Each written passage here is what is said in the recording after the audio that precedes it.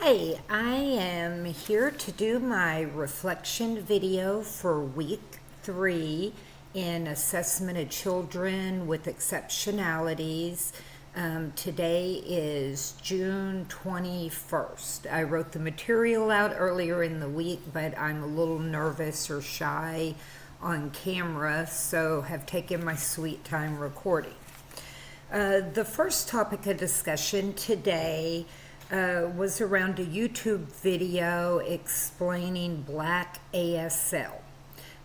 It was an eye-opener for me. I am embarrassed to say that I had no exposure to the existence of a different type of American Sign Language.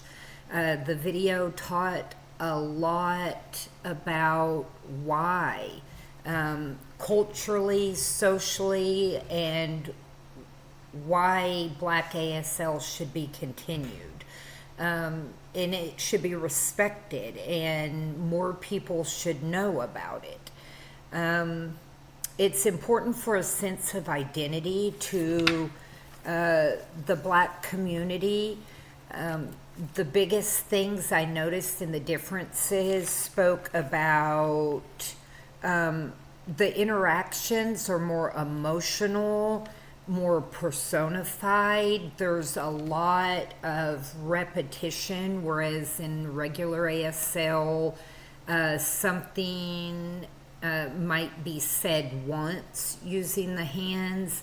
And in black ASL, it's often repeated 2 or 3 times to put emphasis.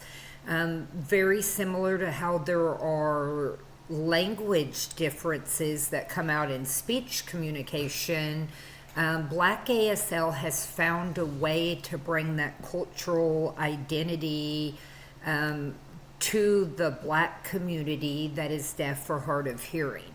I was really happy to watch the video. I learned a lot from it. I do not know ASL. I have some familiarity with it. I have a cousin who is deaf and is an instructor at a university now. He's in his late 20s, and many members of my family that lived on the West Coast near where he was learned about ASL, and I actually had a conversation with him after watching the video. We communicate through text, and he explained to me that he knows all about the history of black ASL, and that in their institution they try to use it frequently. It's great. You may see it at concerts, you may see it on TV, and it's just really important as special educators that we're aware of all the tools that can help our students or other educators bring that sense of culture, identity, and belonging to a student with special needs. Moving on to topic 2 was a video. It was somewhat humorous or comedic, and it was about people with learning disabilities. I'm not going to say making fun of themselves, but finding humor in their situation. I would approach this video as falling in 2 categories. Either using that kind of humor could be seen as offensive if it's done by an educator or somebody without a disability, or maybe somebody not close enough in relationship. But I, as a teacher, would encourage my students to watch this video and maybe have a peer discussion about their disabilities, and maybe find a way to communicate what they find humorous about their disability, and just discuss the topic. I think discussions would be good for morale and self-identity and confidence, and whether or not a student would choose to use humor in regard to their disability would absolutely have to be up to them. but it's an idea I would be willing to explore in the classroom and open that door for my kids. So this is a video I will keep in mind. I've already logged it in my notes that I'm taking for my own classroom. I just think it was a good thing to learn in this course, and I'm glad this was part of the assignment. In chapter 13, we discussed inclusion in special education. And we went and visited the tash.org website. It is an organization tasked with advancing inclusion in education. It investigates the different ways that people can become a member. It has a lot to do with policy change. I actually clicked on to do the membership, and after paying my tuition just recently, I'm probably going to hold off on that until I'm in the classroom. But I do think it's really important to be a part of these organizations and find our niche. If we're in special education, what can we do to advance the needs of these students, to advocate for them, either locally, statewide, federally, culturally, or socially. So this was a great website. The videos presented in there, I went through a few. I learned about how disabled students want to learn and some of the boundaries that they should be allowed to set in their own educational environment or home environment. It was very enlightening to hear students talk about, I don't want to be told what to do all the time, and their need for independence. Even if not full independence, it's really important to build self-confidence and support them in finding independence in any area possible. In chapter 14, you, the instructor, discussed physical disabilities and changes we might make in our classroom. You gave a little version of your story with your mom, and I have a similar one. My mom has been diagnosed with a form of ASL, and she's about 4 years in. It's called corticobasal syndrome, and it is a little slower than the ASL everybody knows about or you see on TV or people are more publicly aware about.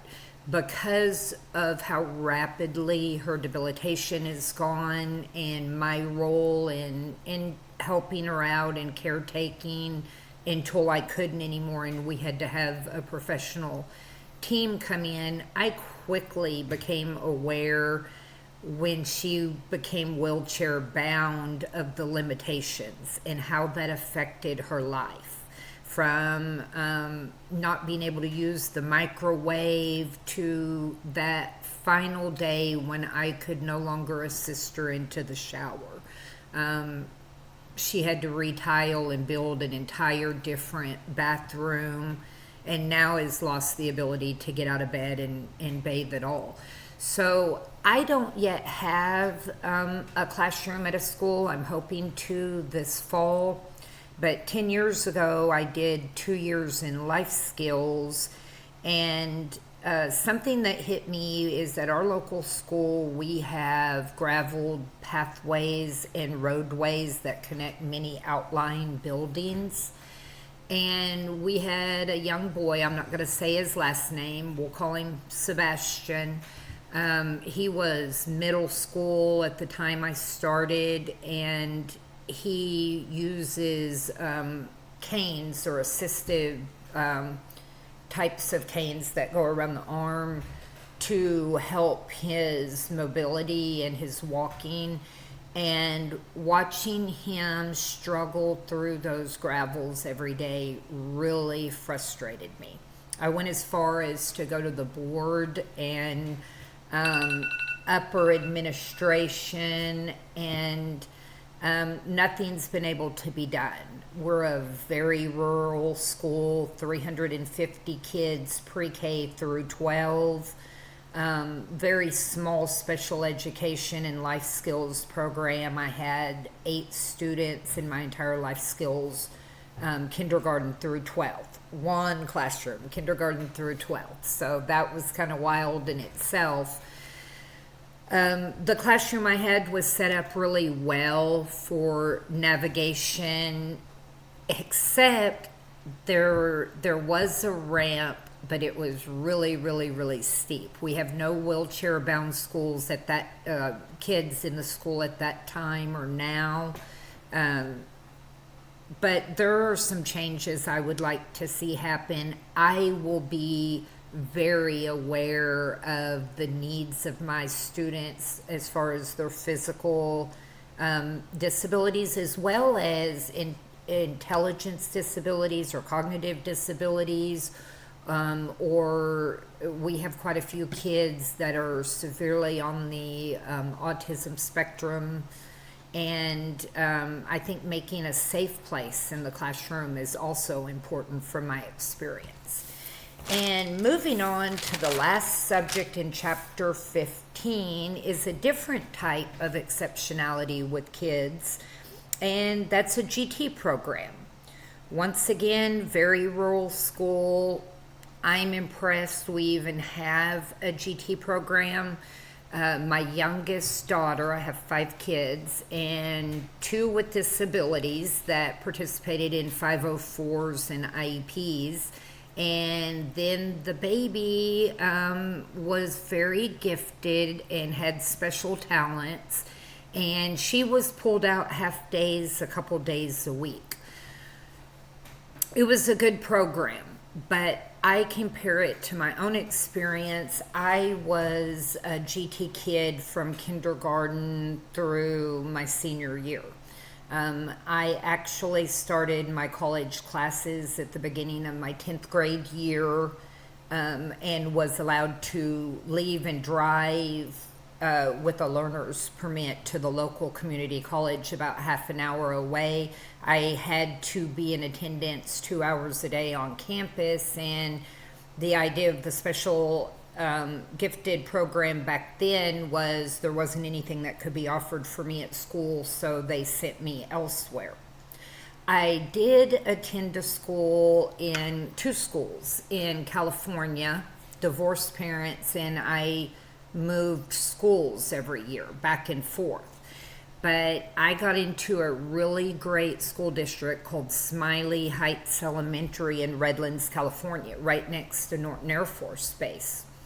We were a very wealthy school in terms of funding for gifted and talented, and at that time we were part of the gateway trend of segregation and nourishment and enrichment. And I spent 4th grade through part of 9th grade in that segregated class, and often not even on the same campus. We attended in different areas. We attended a lot on the Air Force Base. They were the major funding behind the gifted program. One of my best friends that was also in the gifted class, his dad was a missile ballistic operator and held high rank, and he became involved in the gifted program and got the Air Force Base in. I am sad to see the trend away from segregation for gifted children, because the level of education I received in that program, the amount of peer tutoring and peer instruction, and the on the edge seeing what could be done to advance enrichment for gifted students happened in that one school in California that year, and I was lucky enough to be a part of it. It advanced my educational level, and I learned things that I still won't forget. So that's today's video. thank you for listening, and I hope it was educational.